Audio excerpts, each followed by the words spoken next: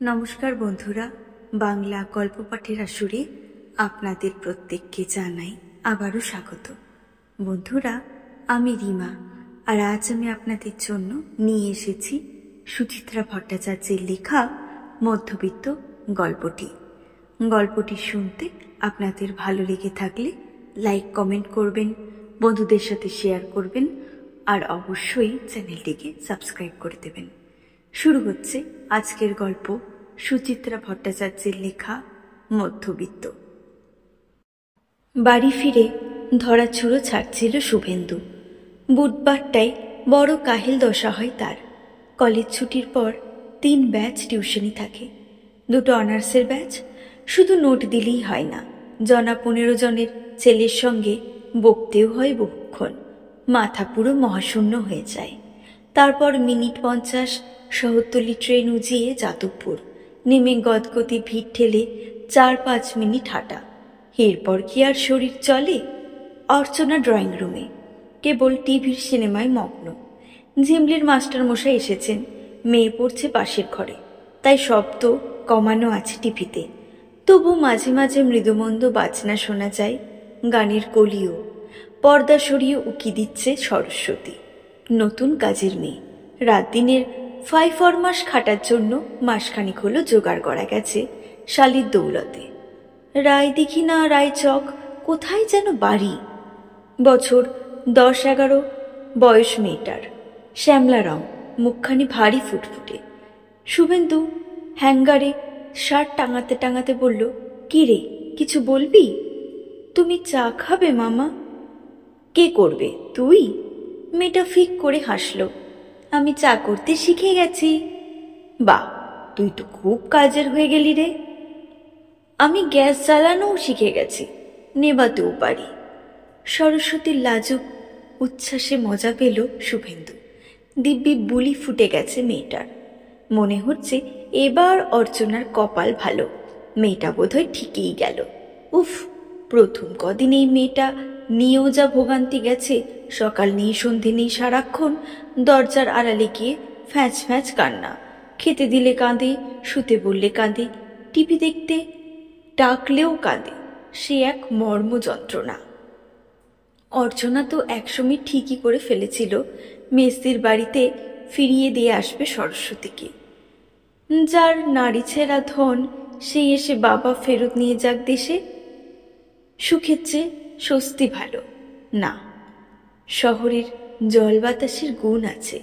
শুভেন্দু আলগোছে ঘড়ি দেখল, 9টা বাজতে 10। 10টার টিভি সিরিয়াল শেষ না হলে খেতে বসা হবে না। এখন 1 কাপ চা খাওয়াই চাই। স্মিত মুখে বলল, ঠিক আছে কর, দেখিস গ্যাস সাবধানে জ্বালাস। সরস্বতী প্রায় উড়তে উড়তে চলে যাচ্ছিল। কি মনে করে তাকে ডাকল শুভেন্দু। বলল, দিদির মাস্টারমশাইকে জলখাবার দেওয়া হয়েছে? হ্যাঁ, মামি অফিস থেকে ফেরবার সময় মিষ্টি এনেছিল। মিষ্টি? 42 বছরের স্বল্প ভুঁড়ি হওয়া পেটে আলগা হাত বোলাল শুভেন্দু। এক মুহূর্ত ভেবে বলল, হ্যাঁ রে সরস্বতী, তুই অমলেট বানাতে পারিস? অমলেট? হ্যাঁ, এই ডিম ভাজা। বোকা বোকা মুখে দুদিকে ঘাড় নাড়ল সরস্বতী। এত সিম্পল কাজটা এখনো শিখিসনি? শুভেন্দুর মুখে আফসোসের শব্দ। খুব সোজা রে, ডিম ফাটিয়ে গুলে একটু নুন দিয়ে ভাজতে হয়। সসপ্যানে 1 চিমটে তেল দিয়ে দিবি, তেল গরম হলে ডিম ছাড়বি, সঙ্গে একটু পেঁয়াজ কুচি লঙ্কা কুচিও দিতে পারিস, না দিলেও চলে। সরস্বতী মন দিয়ে শুনছে, কিছু কিছু বুঝছে বলে মনে হয় না। শুভেন্দু হেসে ফেলল, থাক, তুই আমাকে বরং 2টো বিস্কুট দিস। মিষ্টি বিস্কুট না নোনতা বিস্কুট? নোনতা। সরস্বতী চলে যাচ্ছিল, আবার তাকে ডেকেছে শুভেন্দু। আমার তোয়ালেটা এই বাথরুমে আছে তোরে? এক পলক ভেবে সরস্বতী বলল, না তো, যমুনা মাসি কেচে দিয়েছিল, বারান্দায় শুকোতে দিয়েছি, এনে দেব? চা করার আগে ওটা একটু বাথরুমে রেখে দিয়ে যা, কেমন? 90 ডিগ্রি ঘাড় হেলিয়ে চলে গেল সরস্বতী। বৈশাখ চলছে, প্রখর বৈশাখ। রাত 9টাতেও দিনের তাঁত মরেনি। শুভেন্দুর হাত পা চিটচিট করছিল। কদিন ধরে হিউমিডিটিটাও বেড়েছে বটে, পাখার হাওয়াও গায়ে লাগছে না, সারাক্ষণ বিচবিচে ঘাম। প্রতি গ্রীষ্মে নিয়ম করে ঘামাচি বেরোয় শুভেন্দুর, চুলকে চুলকে গা লাল হয়ে যায়। ভাগ্য ভালো এই বছর আক্রমণটা শুরু হয়নি। শুভেন্দু স্নানে গেল। বছর 3 হলো ফ্ল্যাটটা কেনা হয়েছে। বড় নয়, আবার খুব ছোটও নয়, মাঝারি মাপের। সিঁড়ি প্যাসেজ সব ধরে 760। 2 রুম, ড্রয়িং, ডাইনিং। 3 জনের সংসারে এর বেশি আর কি লাগে। ঘর দুটো মোটামুটি বড়ই। বসা জায়গাটা নিয়ে একটু মন খুঁতখুত আছে অর্চনার, আর একটু ছড়ানো হলে যেন ভালো হতো। তা সব কি আর মনের মতো হয়? ডাইনিং স্পেসটা বেশ কায়দার, এল শেপের। বসার জায়গাটা থেকে খাবার টেবিল দেখা যায় না। বাড়ির একটা আবরু থাকে। ব্যালকনিটাও যথেষ্ট চওড়া, লাইন দিয়ে সেখানে টব রেখেছে অর্চনা। বাথরুম 2টো, শুভেন্দুর ঘরের লাগোয়া বড্ড ছোট, তৃপ্তি করে স্নান করা যায় না। রাত বিরতি শুধু কাজে লাগে। মাথার উপর শাওয়ার থেকে বৃষ্টিধারা ঝরবে, হাত পা ছড়িয়ে দাঁড়িয়ে প্রতিটি রোমকূপে শুষে নেওয়া যাবে জলকণা, তবেই না সুখ। স্নানের পর ঘাড়ে গলায় হালকা পাউডার থুপে অর্চনার পাশে এসে বসল শুভেন্দু। নিচু স্বরে জিজ্ঞাসা করল, মাস্টারমশাই আজ কখন এসেছেন? রঙিন পর্দায় বিরহের দৃশ্য চলছে। মহীশূরী বৃন্দাবন গার্ডেনে গান গেয়ে গেয়ে কাঁদছে নায়িকা। একই গানের পরে লাইন মুম্বইয়ের জুহু বিচে বসে গাইছে নায়ক। যুগল অশ্রুতে পর্দা প্রায় ভিজে যায়। অর্চনা বিরহ চোখে চোখ সরাল না, বলল, 7:45। অনেকক্ষণ পড়াচ্ছে তো আজ? 1.5 ঘন্টা তো পড়ানোরই কথা। তা ঠিক, তবে এই তো তবে নতুন ক্লাস শুরু হলো। অর্চনা ঘুরে তাকালো। ঝিমলির এখন ক্লাস 9 স্যার। গোড়ার দিকে লুজ দিলে পুরো মাধ্যমিক ঝরঝরে হয়ে যাবে। সরস্বতী চা বিস্কুট নিয়ে এসেছে। কাঁচ বসানো বেতের সেন্টার টেবিলে কাপ প্লেট রাখলো সাবধানে। অর্চনা ভুরু কুচকাল। কি রে, শুধু মামাকেই চা দিলি, আমাকে দিবি না? ছোট্ট করে হাসল সরস্বতী। তোমারও করেছি, আনছি। চা খাচ্ছে দুজনে। সরস্বতী টিভির একদম সামনেটায় গিয়ে বসল মেঝেতে। ঘাড় উঁচু করে তাকিয়ে আছে পর্দার দিকে, চোখ স্থির। পেছন থেকে শুভেন্দু হাসতে হাসতে বলল, কি দেখছিস রে সরস্বতী? টিভি। টিভি তো বুঝলাম, টিভিতে কি দেখছিস? সরস্বতী শরীর মোচড়াল। টিভি। হাহা করে হেসে উঠল শুভেন্দু। অর্চনা বলল, খুব টিভি দেখা নেশা হয়েছে মেয়ের। শুভেন্দু বলল, বেশ চাম্পুও হয়ে উঠেছে। কিরকম? দেখলে না, বলতে হলো না, ঠিক 2 কাপ চা করে ফেলেছে। বুঝে গেছে, মামা চা খেলেই মামি খাবে, অথবা মামি খেলে মামা। অর্চনা ঠোঁট টিপে হাসল। এসব দেখতে তো ভালো লাগে, শেখাতে কম পরিশ্রম করতে হয়। শুভেন্দু ফুট কাটল। সে তো পরিশ্রম হালকা করার জন্যই পরিশ্রম। তাই একটু চেষ্টা করে দেখো না, বুঝবে গাধা পিটিয়ে ঘোড়া করা কত কঠিন। হয়ে যাবে, 1 মাসে যথেষ্ট প্রোগ্রেস হয়েছে। 1 মাসে মেয়েটার চেহারাও কত চকচকে হয়ে গেছে, দেখেছ? হওয়াটাই তো স্বাভাবিক। পেট ভরে খেতে পাচ্ছে, ভালো মন্দ খাওয়া, তেল মাখছে, সাবান মাখছে। দেশে কি আর এসব জুটতো? মেস্তি বলেছিল পরের বোনটাকেও নাকি ওর মা কাজে লাগিয়ে দেবে। একটা ভালো বাড়ি খুঁজছে। ভাবো একবার, কতটা হেল্পলেস অবস্থায় পড়লে একটা মা তার বাচ্চা বাচ্চা মেয়েদের লোকের বাড়ি খাটার জন্য পাঠায়। চা শেষ করে শুভেন্দু সিগারেট খুঁজছে। ডাকলো সরস্বতীকে, এই ঘর থেকে আমার সিগারেট দেশলাইটা এনে দিত। দৌড়ে ঘর থেকে সিগারেট দেশলাই এনে দিল সরস্বতী। অর্চনা বলল, যা কাপ ডিশগুলো নিয়ে যা, ধুয়ে রাখ, দেখিস বাবা ভাঙিস না। অতি সন্তর্পণে কাপ ডিশ নিয়ে চলে যাচ্ছে সরস্বতী। সেদিকে তাকিয়ে সিগারেট ধরালো শুভেন্দু। ধোঁয়া ছেড়ে বলল, তোমাকে বলি না মাঝে মাঝে, আমরা হলাম গিয়ে প্রিভিলেজড ক্লাস। সুন্দর ফ্ল্যাট হাঁকিয়ে বসে আছি। মেয়েকে নামি স্কুলে পড়াচ্ছি, বছরে 2 বার পুরী সিমলা ঘুরছি। আমাদের একটা মেয়ের পেছনে খরচা কত বলো? 1000-এর উপর। আর এই মেয়ে, that is tender age, earning for the family. এই যে ডিসক্রিপেন্সিটা তৈরি হচ্ছে, এটা কি সোসাইটির পক্ষে ভালো? কোনো সমাজ যেভাবে টিকতে পারে না, এর জন্য দায়ী আমাদের ইকোনমিক সিস্টেম।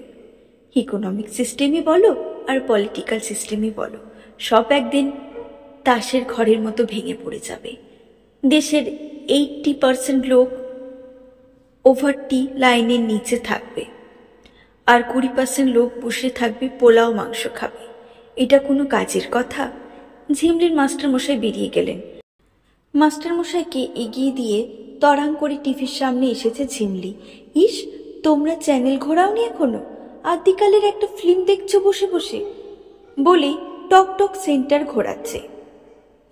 মনোরম একটা শ্যাম্পুর বিজ্ঞাপনে এসে থামল।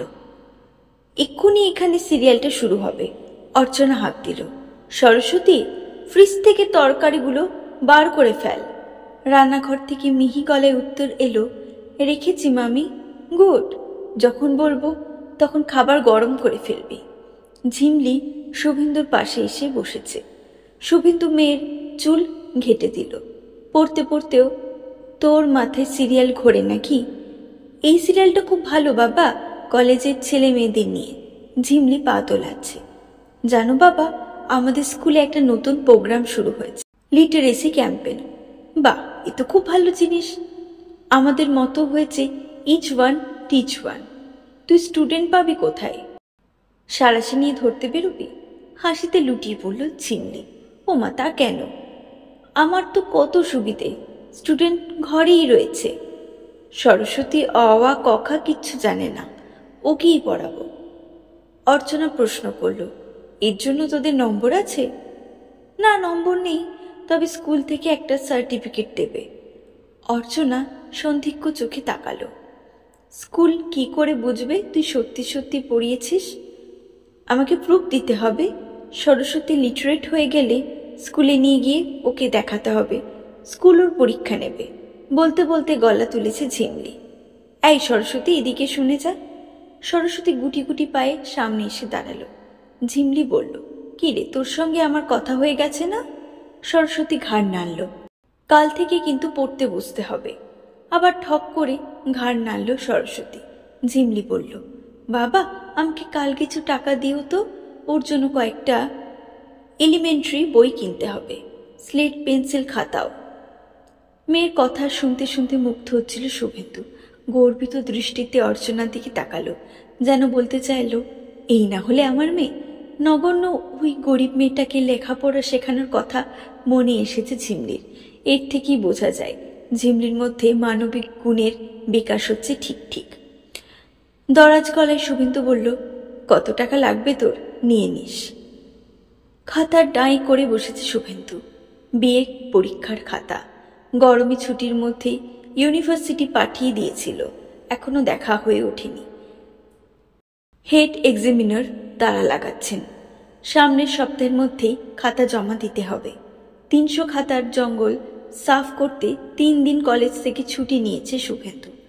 একগোছা খাতা শেষ করে শুভেন্দু আর মোড়া ভাঙল একটা। ঘড়ি দেখল 4:15। তার মানে শুভেন্দুর ঘুম দিয়ে উঠে 1 ঘন্টার মাত্র 7টা খাতা দেখা হলো। খুবই মন্দগতি। এভাবে চললে পরশুর মধ্যে এই পাহাড় নামবে মনে হয় না। আরেকটা বান্ডিল খুলল শুভেন্দু। চালছে চশমা খুলে বাইরের দিকে তাকালো। বৃষ্টি তো পড়ছেই, ঝমঝম ঝমঝম।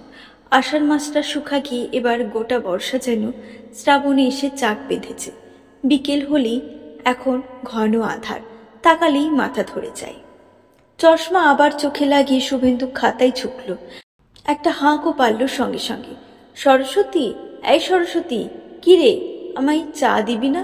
চিকন গলায় জবাব এলো, দিচ্ছি মামা, এই অঙ্কটা করে নি।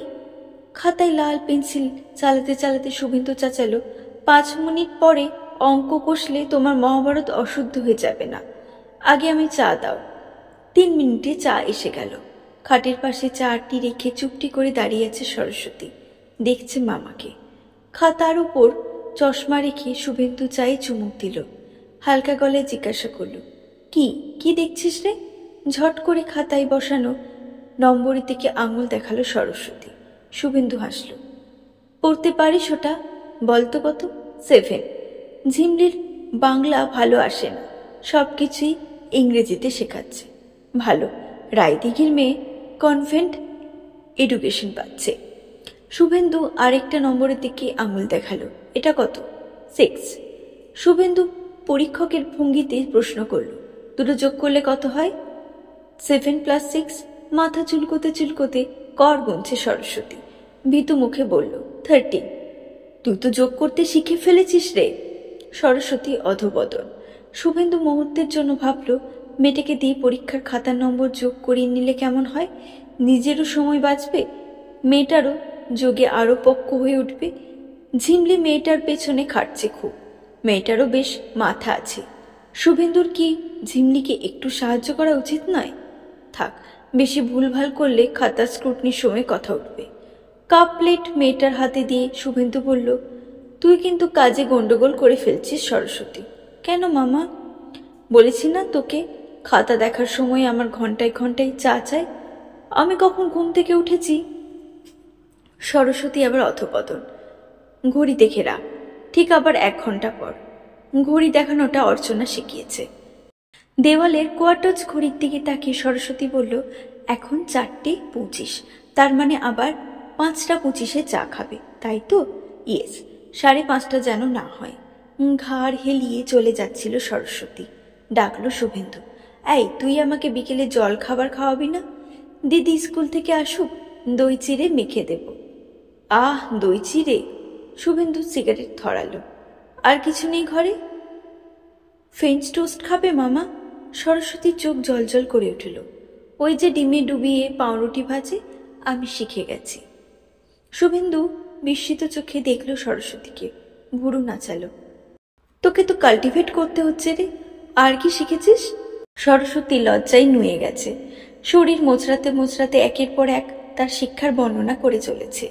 সে এখন ডাল সাঁতলাতে পারে, বেগুন পোড়াতে পারে, এ থেকে জেড অব্দি লিখতে পারে, পেঁয়াজ কুচি আর পোস্ত দানা দিয়ে আলু সেদ্ধ মাখতে পারে, 1 থেকে 100 গুনতে পারে, রুটি সেঁকতে পারে, যোগ করতে পারে, আলু পটল ডিম মাছ সব ভাজতে পারে, আকার ইকার উকার পড়তে পারে।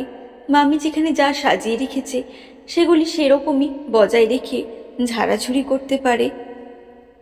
শুধু এখনো যে ঝোল তরকারিটা রাঁধতে পারে না, যুক্তাক্ষর পড়তে পারে না, বিয়োগটাও করতে শেখেনি এই যা। ফিরিস্তি শুনে শুভেন্দু থ। মাত্র 3 মাসে এত উন্নতি! শিক্ষার সুযোগ পেলে এইসব মেয়ে কি তরতর করে এগোতে পারে। টিউটরের তো গুণ আছেই, তবে এই মেয়ের নেওয়ার ক্ষমতাও কম নয়। শুভেন্দু হাসতে হাসতে বলল, এমন দিনে কি খেতে ভালো লাগে জানিস? মুড়ি আর গরম গরম তেলে ভাজা, আলুর চপ, বেগুনি, পেঁয়াজি। সরস্বতীর মুখ শুকিয়ে গেল। নতমুখে বলল, আমি তো এগুলো শিখিনি মামা। ধুর, তুই ভাজবি কেন? দোকান থেকে কিনে আনবি। চিনিস দোকান? হ্যাঁ, ওই তো চায়ের দোকানের পাশে ভাজি। নিয়ে আসবো? গুছিয়ে আনতে পারবি তো? সেদিন আমার সিগারেট আনতে গিয়ে 20 পয়সা কম এনেছিলি। দাও না মামা তুমি। আমি ঠিক পারবো। রান্নাঘরে কাপটিচ রেখে দৌড়ে ফিরে এসেছে সরস্বতী। মন দিয়ে শুভেন্দুর অর্ডার নোট করে নিল মস্তিষ্কে। তারপর ছাতা নিয়ে লাফাতে লাফাতে বেরিয়ে গেল। শুভেন্দু সরস্বতীর যাওয়াটা দেখছিল। ঝিমলির পুরনো একটা ছোট হয়ে যাওয়া সালোয়ার কামিজ পরেছে মেয়েটা। পেছন থেকে কি বড়সড়টাই না লাগছে। কে বলবে 4 মাস আগে এই মেয়েটা অপুষ্টিতে শীর্ণ প্যাঙাসে মেরেছিল। পলকা গর্ব নিয়ে চোখে চশমা লাগালো শুভেন্দু। ডুবলো খাতায়। উফ, এখনো এত পাহাড়! পার্স কোর্সের তো খাতা। চোখ বোলাতে বোলাতে গড় বসিয়ে যাবে নাকি? খাতা দেখতে ইউনিভার্সিটি যা টাকা দেয়, 1 ব্যাচ অনার্স পড়ালে 1 মাসে সেই টাকা চলে আসে। তার উপর ইউনিভার্সিটির ধারে কারবার, ছাত্ররা দেয় নগদ। এত পরিশ্রমের কোনো মানে হয়? একটা খাতাও পুরো দেখা হলো না। হুটোপুটি করে এসে গেছে ঝিমলি। সর্বাঙ্গে বর্ষাতিতে মোড়া, মাথায় ঘোমটা টুপি, জল ছড়ছে অঝরে। টুপি রেনকোট খুলে খাবার টেবিলের দিকে ছুঁড়ে দিল ঝিমলি। চেঁচাচ্ছে, বাবা, তুমি এখন সরস্বতীকে দোকানে পাঠালে কেন? কি হয়েছে তাতে? ওর এখনো অঙ্ক শেষ হয়নি, ফিরে এসে করবে। বারে, তাহলে আজকে টাস্ক দেবো কখন? সন্ধেবেলা দিস। সন্ধেবেলা ওকে ইংলিশ পড়াতে হবে, স্পেলিং শেখাচ্ছি এখন। ঝিমলির স্বরে বিরক্তি। উফ, তুমি যে কি করো না, এভাবে পড়লে ওর পড়াশোনা এগোবে? শুভেন্দু একটা আহত হলো, গম্ভীর স্বরে বলল, যথেষ্ট পড়েছে, তুমি ওকে নিয়ে বেশি বাড়াবাড়ি করো না। তোমার নিজের ক্লাস টেস্টের নম্বর কম হচ্ছে, সেদিকে খেয়াল আছে? বিস্মিত মুখে দরজায় এলো ঝিমলি। সে তো আমার জ্বর হয়েছিল তাই। এর আগে তুমি জ্বর নিয়ে এর থেকে ভালো টেস্ট দিয়েছ। শুভেন্দু একটু নরম হলো। ওকে নিজের মতো করে পড়তে দাও। ও এখনই যা শিখেছে, ওদের ফ্যামিলিতে কজন তা শেখে? চান্স পায় না তাই শিখতে পারে না। কেন চান্স পায় না? গরিব বলে? ইয়েস, এই কথাটা মাথায় রেখো। ওদের খেটে খেতে হয়, শুয়ে বসে পড়াশোনা করার মতো লাক্সারি অ্যাফোর্ড করার ক্ষমতা ওদের নেই। কেন নেই বাবা? এ তো অনেক জটিল সমাজতাত্ত্বিক ব্যাপার, তুমি বুঝবে না। বুঝিয়ে বলো। শুভেন্দু লেকচারের ঢঙে গলায় ঝাড়ল। এই সমাজে দুই রকমের মানুষ আছে, একদল হলো শোষক আর একদল হলো শোষিত। যারা শোষক তারা শুধু শোষিতদের রক্ত চুষছে। এই সরস্বতী বা ওদের মতো যারা আছে তারা সব হলো শোষিত ক্লাস। ঝিমলির মুখে যেন ছায়া পড়ল, উদ্বিগ্ন স্বরে প্রশ্ন করল, শোষক কারা বাবা? আমরা? দূর, আমরা কেন হতে যাব? শুভেন্দু হোঁচট খেল। তারা হচ্ছে ভীষণ বড় লোক, তাদের চোখে দেখা যায় না। আমরা হচ্ছে পেটি মিডিল ক্লাস, মধ্যবিত্ত। ঝিমলি বুঝি নিশ্চিত হলো খানিকটা, হাসি মুখে বলল, তাহলে ওদের শিক্ষিত করতে আমাদের অসুবিধে কোথায় বাবা? ওভাবে হয় না রে, এর জন্য বিপ্লব দরকার, রেভলিউশন। তখন সব কিছু বদলে যাবে। শুভেন্দু আঙুল তুলল। ভিজে জুতো পরে দাঁড়িয়ে আছিস কেন? ঠান্ডা লেগে যাবে যে। যা জামাকাপড় বদলে আয়। সরস্বতী গরম গরম তেলে ভাজা আনছে, যা জমবে না বিকেলটা। ঠোঙা ভর্তি তেলে ভাজা নিয়ে ফিরল সরস্বতী।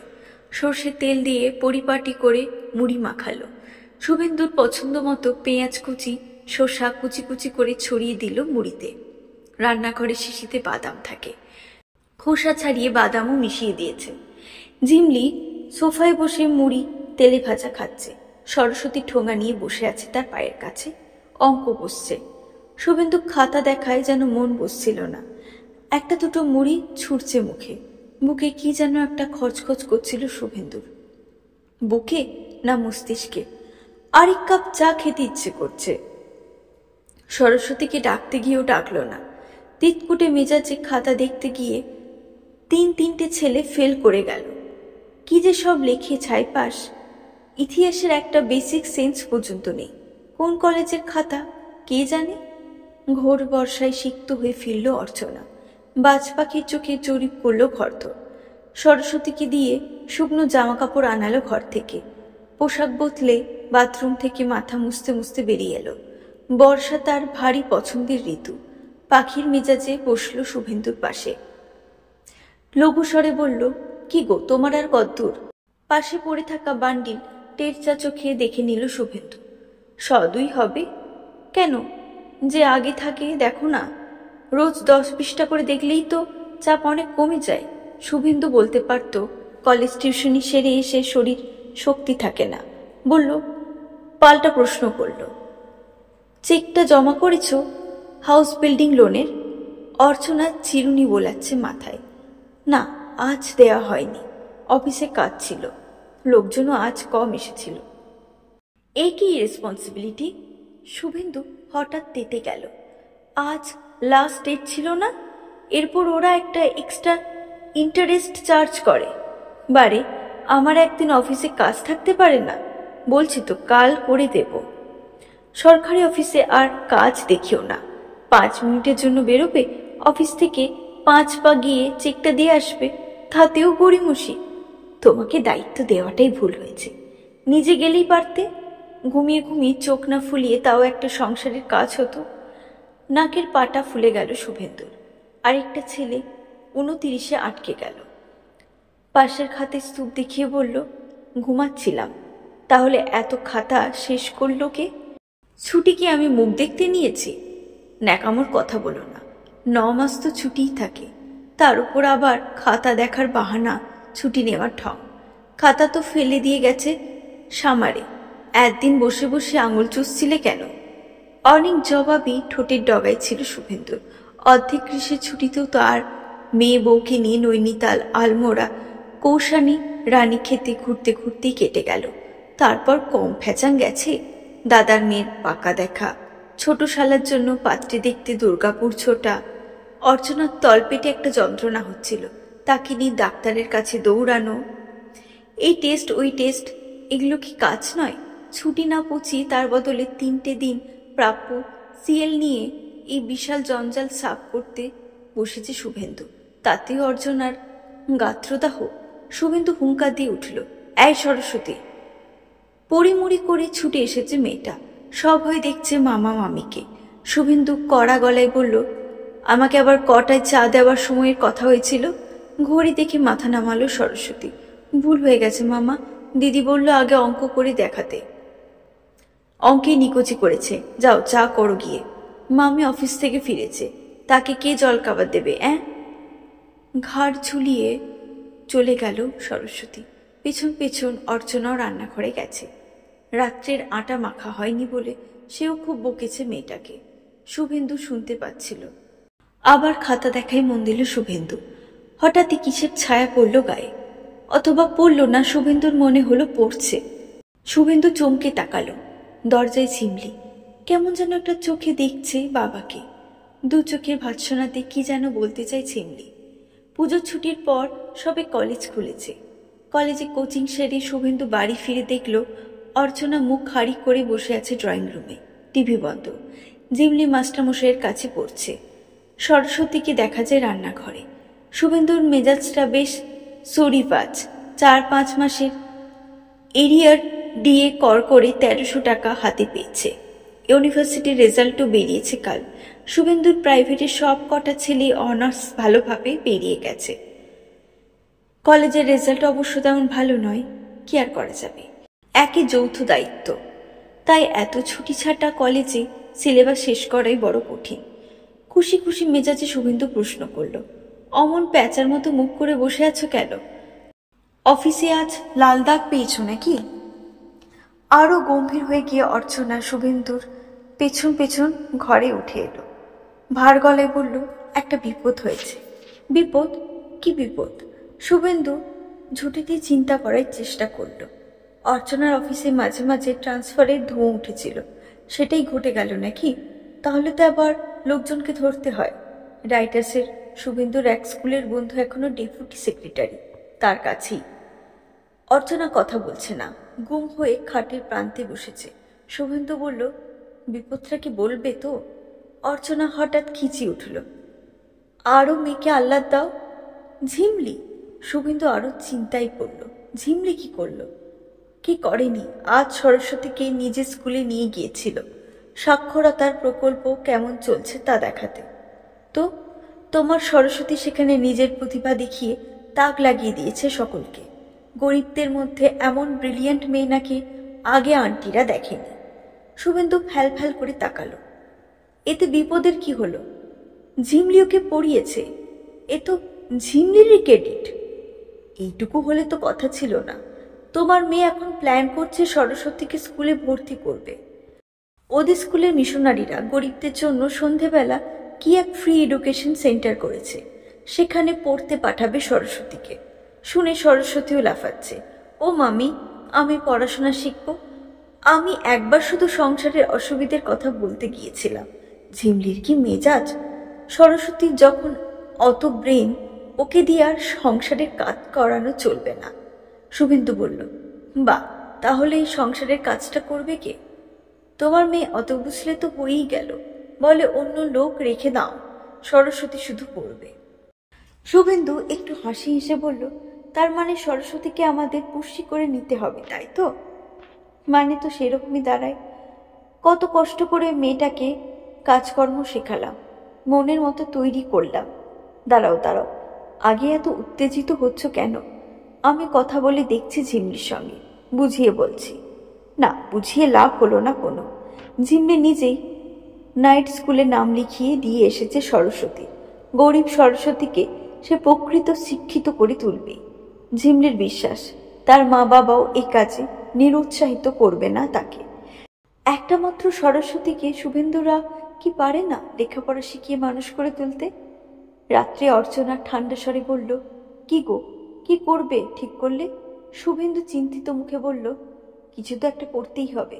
ঝিমলিটা এত বাড়াবাড়ি করে ফেলবে কে জানতো। সরস্বতীকে ধমকে ধামকে ঠিক করব। না না, সেটা খুব অমানবিক কাজ হয়ে যায়। তাহলে আর কি, আমি অফিস থেকে খেটে ফিরে মরি আর কাজের লোক পায়ের উপর পা তুলে দিগ্গচ্ছক। শুভেন্দু বিরক্ত হলো। আমাকে একটু ভাবতে দাও। সরস্বতীর মা এসেছে সরস্বতীকে নিয়ে যেতে। এই বাড়িতে আর তাকে কাজে রাখবে না।